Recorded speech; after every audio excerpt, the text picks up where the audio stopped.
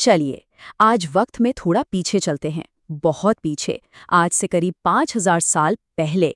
जरा सोचिए, एक ऐसी सुबह के बारे में जब सिंधु नदी के किनारे एक महान सभ्यता अंगड़ाई ले रही थी। ये एक ऐसी दुनिया थी जो समय की धूल में कहीं खो गई, लेकिन सच कहूं तो वो अपने जमाने से कई ज्यादा आगे थी। तो आज हम इसी भूली बिसरी पर अविश्वसनीय रूप से उन्नत सभ्यता की कहानी की परतें खोलेंगे।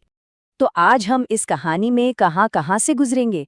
हम देखेंगे कि इस सभ्यता की शुरुआत कैसे हुई, फिर बात करेंगे उनके कमाल के शहरों की, वहां की जिंदगी कैसी थी ये भी जानेंगे, फिर ये समझने की कोशिश करेंगे कि आखिर ये सब खत्म कैसे हो गया, और अंत में देखेंगे कि आज भी उनकी विरासत हमारे साथ कैसे जिंदा है।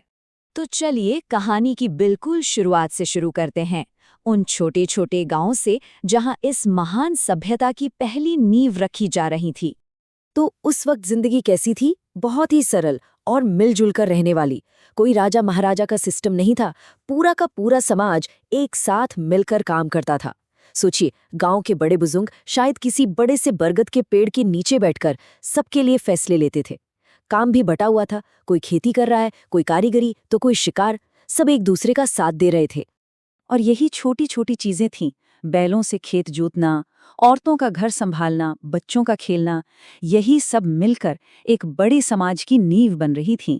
ये भले ही साधारण बातें लगे, पर असल में ये एक बहुत ही व्यवस्थित समाज का आधार थीं।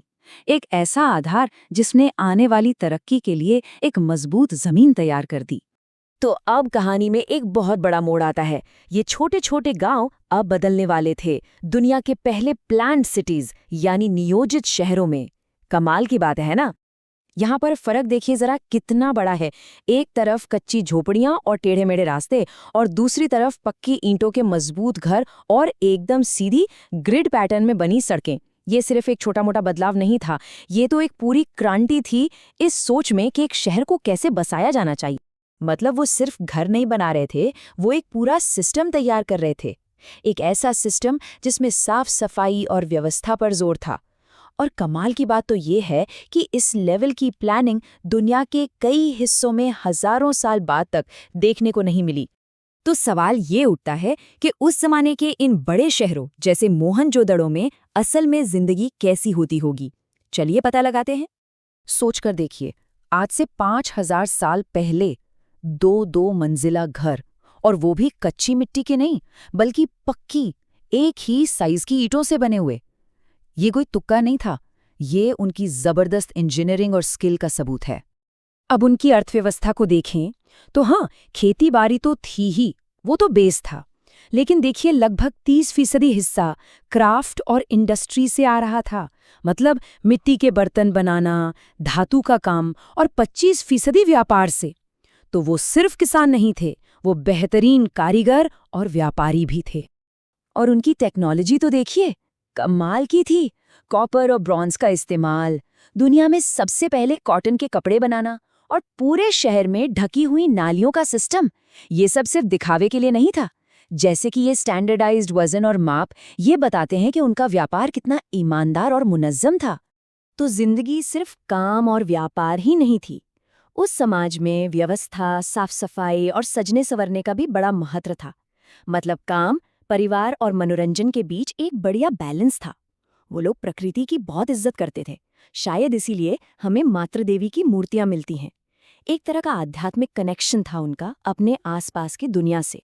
लेकिन इतनी तरक्की के बाद भी ये महान सभ्यता हमेशा कायम नहीं रही। इसका अंत कैसे हुआ, ये आज भी इतिहास के सबसे बड़े रहस्यों में से एक है। और ये अंत अचानक नहीं हुआ, ये धीरे धीरे हुआ। देखिए, लगभग 1900 बीसीई के आसपास मौसम बदलने लगा, सूखा पड़ने लगा। फिर जिन नदियों के सहारे ये पूरी सभ्यता टिकी थी, उन्होंने अपना रास्ता बदल लिया। जाहिर है, पानी की कमी हुई, फसलें खराब हुई, और लोग अपने बसे बसाए शहर छोड़कर जाने लगे। एक पूरी सभ्यता धीरे धीरे बिखर गई। ये कोई युद्ध या तबाही नहीं थी, बल्कि एक खामोश अंत था। जो शहर कभी लोगों की चहल पहल से गूंजते थे, वो धीरे धीरे खाली हो गए।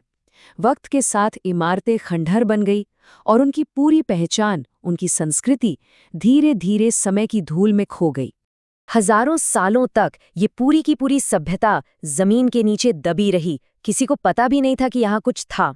और फिर जब इसे दोबारा खोजा गया तो इसने इतिहास के बारे में हमारी पूरी समझ को ही बदल कर रख दिया। और ये खोज एक सफर की तरह थी। पहले पुरातत्वविदों ने खुदाई शुरू की तो एक छिपी हुई दुनिया सामने आई। जब उन शहरों का स्केल और प्लानिंग देखी तो आज के एक्सपर्ट्स भी हैरान रह गए। फिर वहां से मिले बर्तन, गहने, मोहरें, इन सब ने हमें उनकी जिंदगी की कहानी सुनाई। और आज उनकी वही उपलब्धियां, खासकर शहर बसाने और साफ सफाई के मामले में, हमारे लिए एक बड़ी प्रेरणा है। लेकिन एक सवाल आज भी कायम है, उनकी भाषा क्या थी? हमें हजारों मोहरें मिली हैं जिन पर कुछ निशान बने हैं, एक तरह की लिपि, पर आज तक कोई भी इसे पढ़ नहीं पाया है। सोचिए, हमने उनके शहर खोज लिए, उनकी चीजें देख ली, लेकिन उनके विचार, उनकी कहानियां, वो आज भी हमारे लिए एक अनसुलझी पहेली है। और यही सबसे जरूरी बात है, सिंधु घाटी की विरासत सिर्फ टूटे फूटे खंडरों में नहीं है, ये हमारे कल्चर में, हमारे डीएनए में है। खेती करने के तरीकों में, व्यापार में, प्रकृति के प्रति सम्मान में उनकी छाप आज भी देखी जा सकती है। ये एक ऐसी विरासत है जो खामोशी से एक पीढ़ी से दूसरी पीढ़ी तक चलती आई है। तो आखिर में ये कहानी हमें एक बड़े सवाल के साथ छोड़ जाती है। एक ऐसा समाज जो प्लानिंग, बैलेंस और साफ सफाई को इतनी अहमियत देता था, वो आखिर खत्म कैसे हो गया?